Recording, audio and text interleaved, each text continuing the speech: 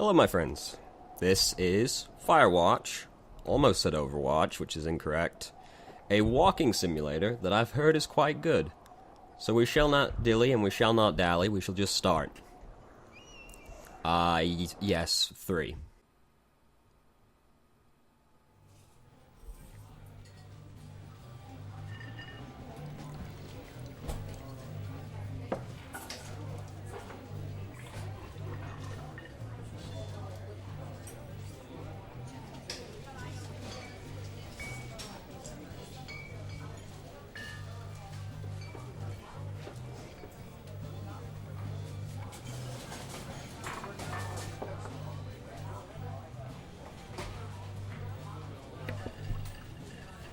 Oh, not narrated. Okay. You see Julia. She's about your age, late 20s, laughing with well-dressed professors and grad students from nearby CU Boulder. You, Henry, are out drinking with your pals. You approach her. You are drunk. Oh no. We'll have some game. You slur the word major and it smells like cores. You give an awkward smile. Evolutionary biology, she says, and I'm a professor. Cool, you reply. What's yours? She asks. She sniffs the air. Toxicology? Oh, roasted. Was that a burn, you ask? She says, definitely. Worried she hurt your feelings, she asks you if you want to split a cheeseburger. You cannot split that. 1 week later, you are Julia's boyfriend. Like, did they just eat it like Lady and the Tramp? Oh. Backpack. No baton? Okay.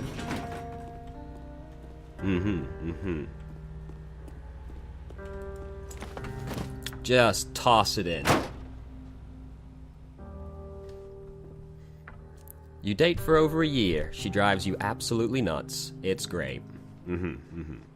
You move in, you share an apartment near the school with a view of the mountains. You two drink beers out on the deck. You drink beer just about anywhere. Life is good. He's an alcoholic. Julia wants to get a dog. There's a scruffy, undersized beagle. Julia is in love. She wants to bring it with her to class. There's also an intimidating but gentle-eyed German shepherd. Nothing bad could happen to Julia while walking this dog. It's badass. Is that really what my first thought was? Well, Henry's first thought was. We will take a beagle and name him Bucket. Also, Mayhem is a terrible name. Do not do that. Bucket's a good dog, and a week later you've totally forgotten about the other one. Julia loves him. You love him too. You talk out on the deck. It's summer, 9:30 p.m., and the heat still radiates off of the high desert. What do you think about kids, she asks. Kids? They're not very smart, or good at much. I'm saying if you and I have some. A couple little idiots. I don't care for children particularly, so... She looks away, out towards the mountains. We have plenty of time, right? Speak for yourself, mister. Don't worry, you assure her. I can't imagine she was very assured. You tell her she has the body of an undergrad. My ovaries didn't get the memo, she says, laughing it off. One day, okay? One day. 6 months later, you got engaged lying in bed on a Sunday morning. A truly romantic way to propose.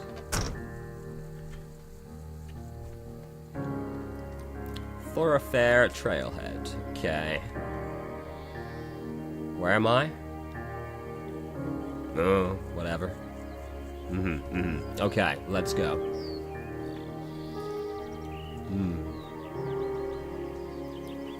Very pretty, very serene, reminds me of The Witness. It's a Thursday night and Julia is 4 hours late. She doesn't call. You're worried and getting angrier by the minute. Why? She walks in after you've gone to bed. She's not quite drunk, but she's clearly been having a fun time. You fight when she gets between the sheets. I'm not particularly mad. You don't touch each other all night. The next day you feel guilty for being so angry and ask her about her evening. She says it was great. You hold on to a tiny pill of resentment. Henry's a dickhead. You make some coffee and go to work. Julia still likes to draw. She draws plants from her research. She draws all the places you go. She draws you. Pose and flex like He-Man. Oh, I will definitely frolic. Very nice.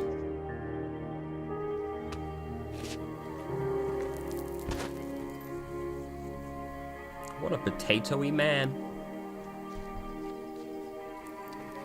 Off we go. I'm walking into a tree. No sprinting. Okay. We're in no rush. It's fine. 2 forks. Fire lookout. 8 more miles still. Oh, God. Oh. We have been walking for so long, I think. It is almost sundown now, so, you know. During the summers, you and Julia enjoy walking bucket at night. There's a festival in town. It brings in folks from faraway places. One of them tries to mug you with a knife. Oh, no. Bucket gets kicked. Hey. Don't you be kicking my dog. Fuck, dog, Julia yells. She gets flustered and has trouble speaking when she is stressed. You confront the attacker. I beat his goddamn face in. Your arms get cut up, but you beat the guy to a pulp. You don't feel very tough. I'd feel. You cry your eyes out before the cops show up. Oh my God. Oh, just a little cut and he's just crying. What a baby. Julia asks to take a different path from that day forward. You say okay. You don't want to go that way either. Come on, Henry. From then on, you walk by the river. Plans to have kids get waylaid by work. Julia gets offered a job at Yale. Yale is in Connecticut, 2,000 miles away. It's a great job. Associate department chair. She wants to move. You absolutely do not, because you're a dickhead. Agree. You ask her if she'll commute back and forth. You don't want to move to Connecticut. She says that'll be hard, but she'll do it if you won't move. You tell her not to pass it up if it's what she wants. She agrees. She flies back to Boulder 3 times each semester. Unlike Henry, Julia is sent home from Yale on paid leave after having an episode. She lost it on a colleague for borrowing books that were important to her research. She didn't remember she had happily loaned them to him just 2 days prior. She was found crying in the stairwell. You say that maybe you guys should talk to someone about it. You make macaroni and drink wine and try to forget about it. Let's not do that one. After seeing multiple doctors and having many tests, they are worried that Julia might be suffering from early onset dementia. She is 41. You both decide to keep it a secret for now.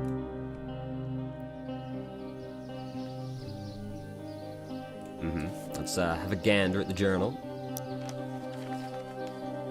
Oh yes, what a fine specimen of a man. Bucket is getting older. Julia comments that it's kind of nice because he gets in less trouble around the house. A week later, she goes back to the university. Julia's affliction gets worse. She can't remember things in class. Her research is in shambles. She drives her car to the next town over for no particular reason and has to be brought home by the police. She is devastated. She is sent home on permanent medical leave. Some days you get the Julia who calls you a dope and your unborn children little idiots. Other days you get a stranger. She pulls you into bed to make love. After 5 minutes she goes into a panic, believing her dad is at the door. You tell her family. They are crushed and begin to make trips to and from their home in Australia to visit her. For a while, your friends come by with little things to brighten the day. She gets worse. You spend your days following Julia around the house. You count the seconds between the 2 weekly visits from Daniel, the nurse. He suggests that Julia could live somewhere else, somewhere with 24-hour care, a home. It sits with you for a couple months.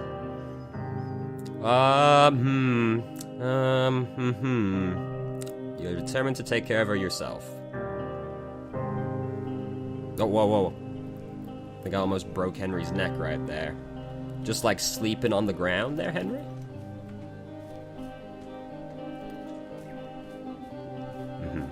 Very pretty. Still can't sprint. Maybe never will.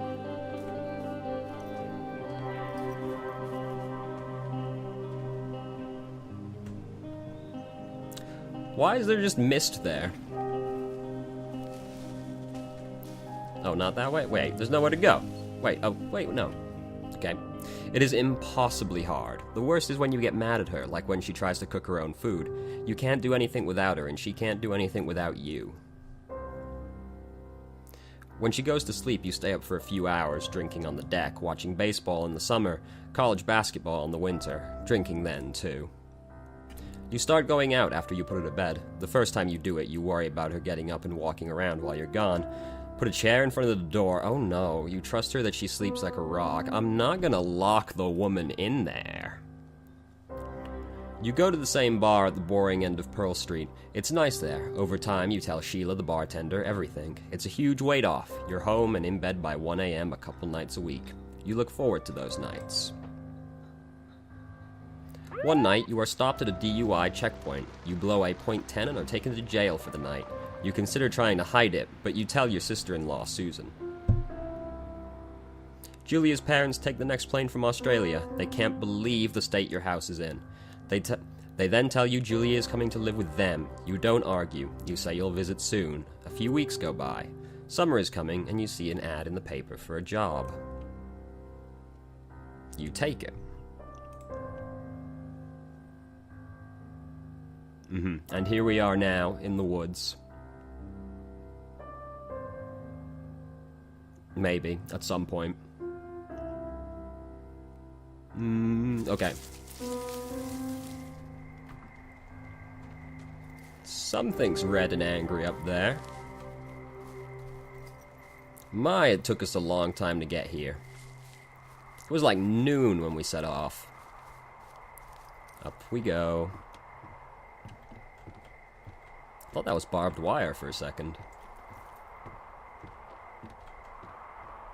Oh, there's another one in the distance. Is there any others?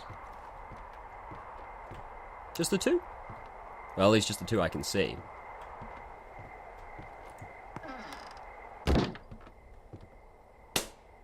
Okay. Excellent. Pine cone. Hello, Two Forks Tower. Hello.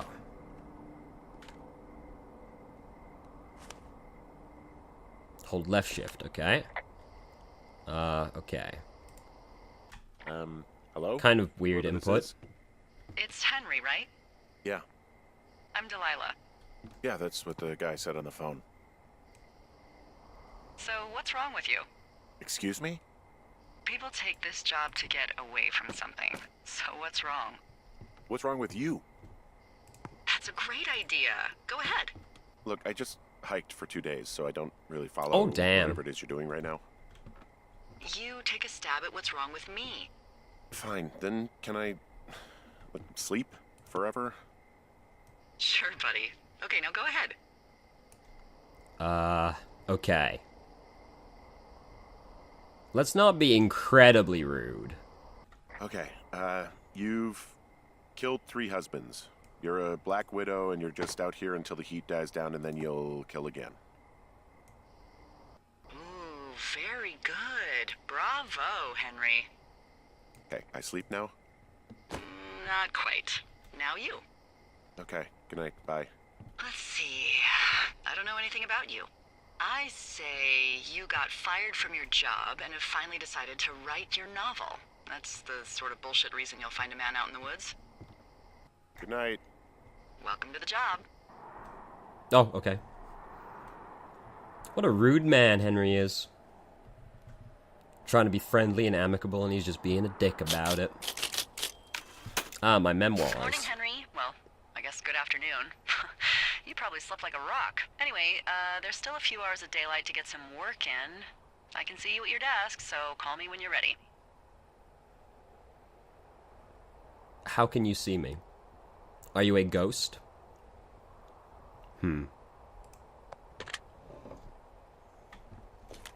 Guess I slept in, you know, just a Hey, little. Sorry, guess I slept in.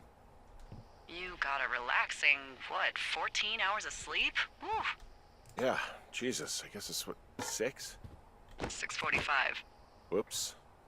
Don't worry about it. That hike puts everyone out of commission for a day or two. But now that you're up, let me quickly get you acquainted with the job. There's a thing in the middle of your room with a round map on it. Do you see it? Mm-hmm. Report. Okay, yeah, I see it. This is the Osborne Firefinder, invented in 1914 by W.B. Osborne? You use this to spot, you guessed it, What the fuck? What is it? Nothing. You use this to...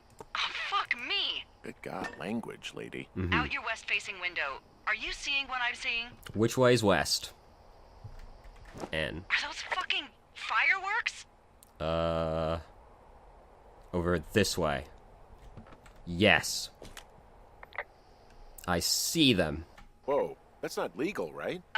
No. You need to get down there right now and stop them. Fire danger is through the fucking roof. Is that really my job? Your job is whatever I say it is. Look, the closest ranger is like 2 days away. Go down there and set him straight.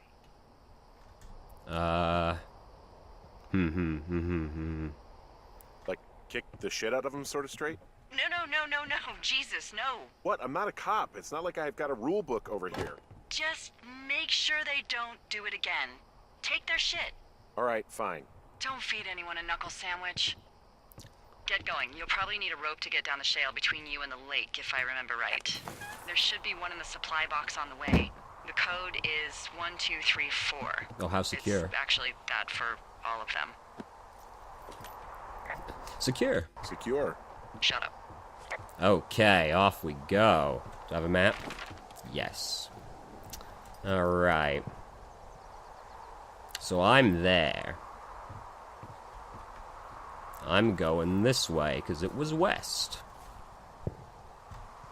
And somewhere on the way I'll find rope. Excellent. Oh, no. Tried to sprint, just instinctively pushed left shift.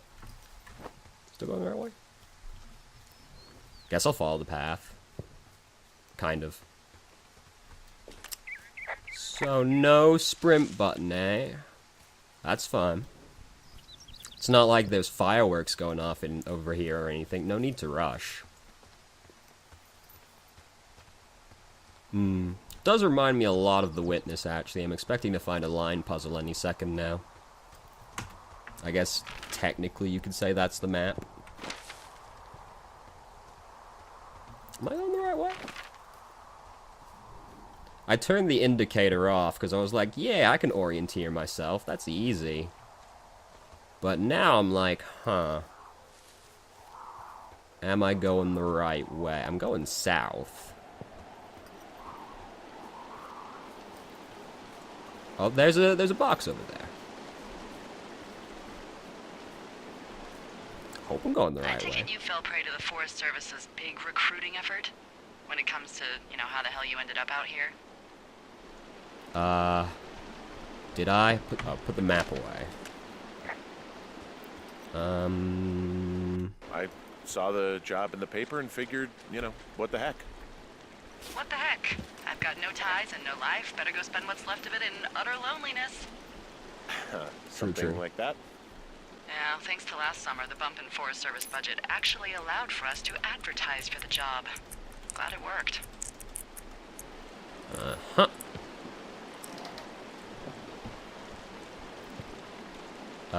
What happened last summer that accounted for this, windfall? Jeez.